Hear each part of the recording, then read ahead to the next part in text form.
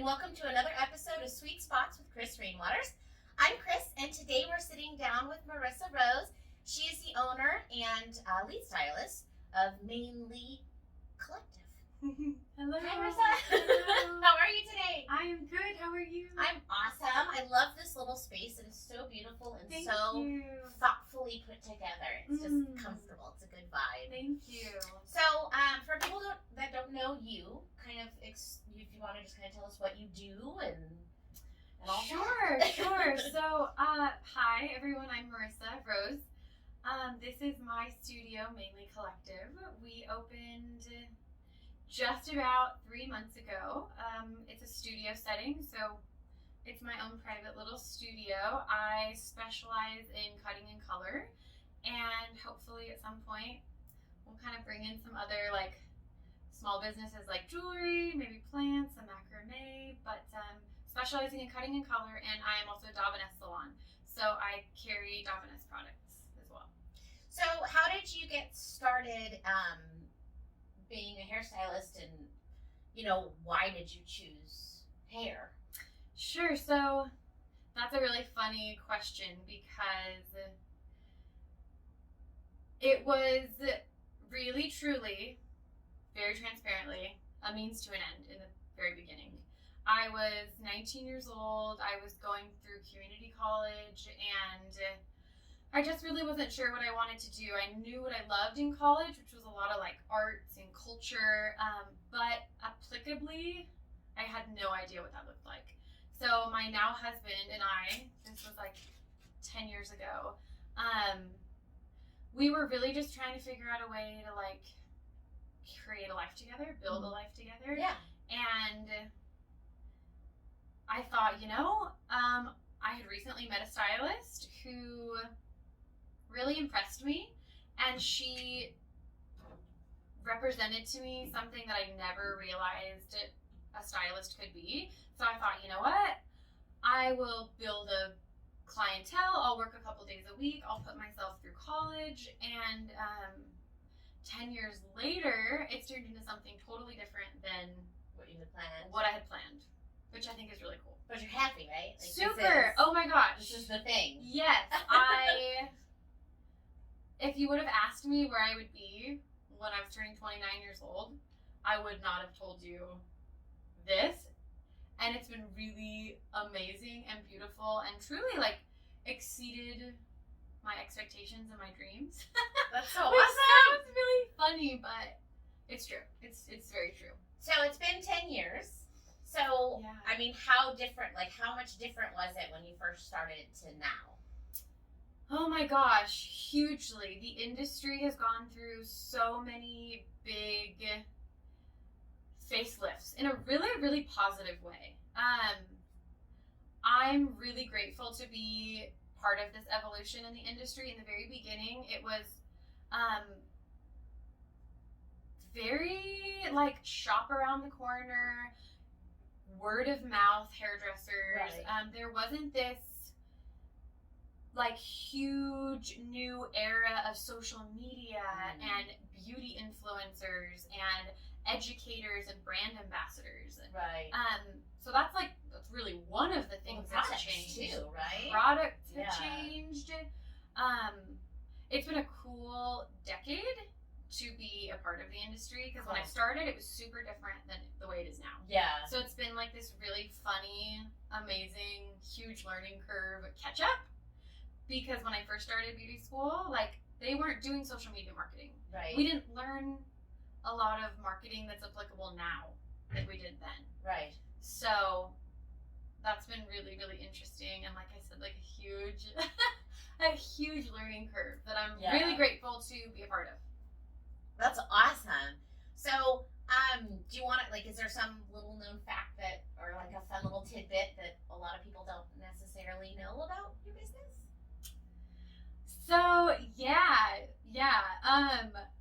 And this kind of piggybacks off of the first, what I had first said, how did you get started? Yeah. I never, ever saw myself as a hairdresser, as a stylist. I've loved all things beauty and just really beautiful things, beautiful clothing, Yeah. beautiful makeup, hair. But I never thought I would be a stylist. I had never met a hairdresser that represented anything that like I wanted. Yeah. As like a young adult, I really didn't. Like I said, it was a very different. Like even just 10 years ago, Yeah. it was a different era of like what being a hairdresser was. You can claim yourself now and just be yourself. For sure. Like I often refer to myself now more as like a small business owner, an artist. Yeah.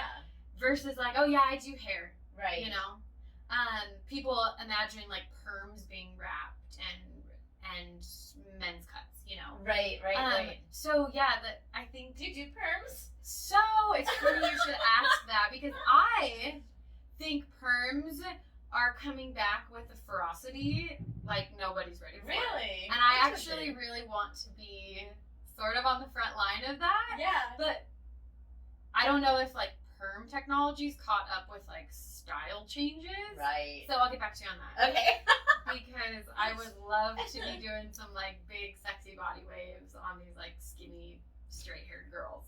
That would be kind of cool. Because you just think of like the little tiny spirals and not the big. Totally. Everyone's thinking of I always wanted that big curly. Totally. Like big body wave. But I didn't think you could do that in a perm. Every time, like when I was a kid, I got a perm, it was like this tiny. Oh, for sure. It had like this total fro. I think a lot of women have like trauma stories about being perms as kids. I hear them. My guests tell me about them. Like in 1987, I got a perm from my mom in high school. Oh, no. And it leaves them with like a fro.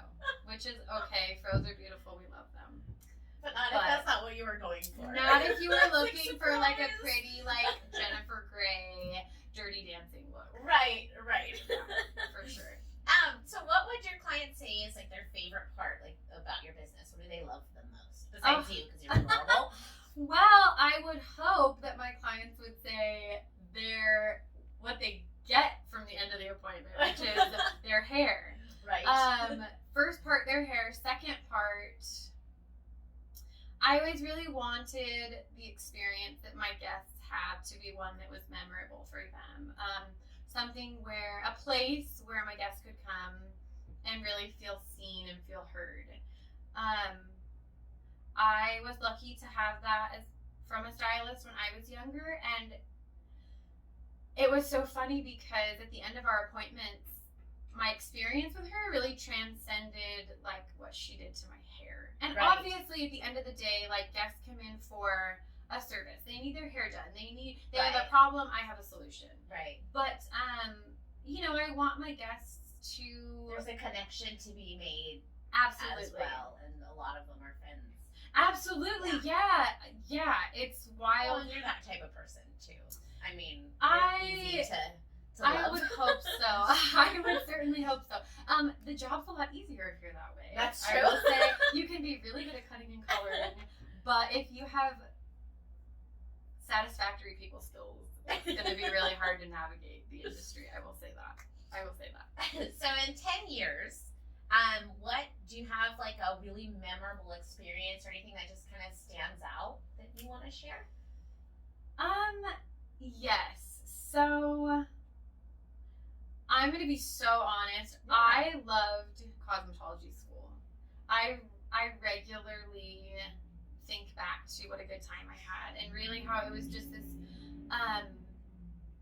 really incredible ushering in of a new like era of my womanhood, which sounds kind of existential, but really it was. For me, because I didn't go away and do the 4-year university experience, I really wanted that, but it just wasn't really in the cards. I loved beauty school. And then just like some of the hilarious experiences of like fumbling through and trying to navigate the industry in the aftermath of beauty school, which is so important. Love it. So glad it happened. But I loved my experience at Paul Mitchell, the School Temecula. I met amazing girls. A lot of the girls I went to school with, and gentlemen, have gone on to do really cool things. Really, really, really like industry leaders in balayaging and creative color. I feel fortunate to have gone to school with alumni like that. Yeah, that's cool. So I mean, we basically just talked about work. So, what else do you do besides work? Do you have any hobbies? I was hoping you would ask. So part of the name mainly, I was previously for about 4 years My Main Girl. That was like my original branding. My Main Girl, M-A-N-E. So My Main Girl turned into Mainly Collective, Okay. M-A-N-E. I am an equestrian. So I am totally Maine and horsey Maine. There's some crossover there, certainly. Yeah, that was kind of my original love of hair, truly. I started riding horses when I was about 6. Nice. And it was just like hook, line, and sinker. There was nothing else I wanted to do. And of course, there's so much beauty in the horse world. Like speaking of all bonding. there's all these beautiful, oh my gosh, manes and tails and feathers and colors and so much diversity. Horse That was kind of muscles. totally Gorgeous. So when I am not at work, I joke around, I call myself a zookeeper when I am not in the salon because I've got a pretty full life of animals. So I have 2 dogs, a kitty, and then I have a horse. Nice. And I was telling my husband this morning, I'm like, I just love going out to the ranch where he's at and just like staring at him. He's so beautiful. He's so beautiful, and it's very spiritual. It's very healing for me. Yeah. It's a very different speed. Yeah. It's a different bond. Oh, totally. Yeah. Totally. And I've had him for about 2 years. I've known my horse Tough for 2 years. I've owned him for 2 years, and we just kind of recently have like synchronized our energy together. That's so cool. So that's what I love doing. That is so cool. Yeah, it's really special. I'm very grateful to be able to do that. Yeah, I'm kind of jealous. Mm-hmm. So, if a client or a might-be client wants to get in contact with you, how would they do that? So, Instagram. Instagram is fantastic that way. It is not only a way to contact me, but it's really the best way to get to know me. I tell my guests I want there to be no disconnect between what you see on my social medias and then how you feel when you're in my chair. Like, I want there to be really a cohesive flow there because my Instagram is my way to authentically show up in a very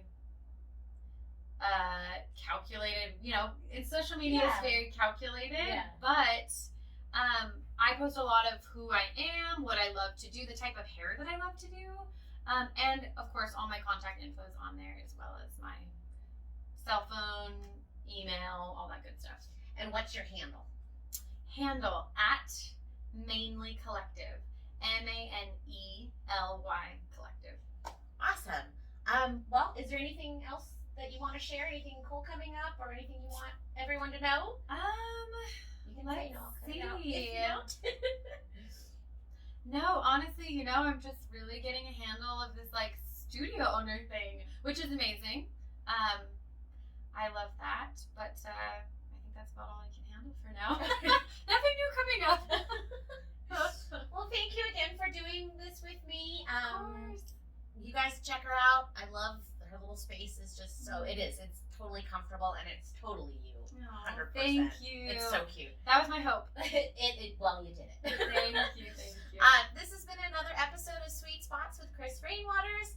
I'm a realtor with Corcoran Global Living and the Shishana Hogg group. www.krisrainwaters.com. Thanks for watching, and we'll see you next time. Bye.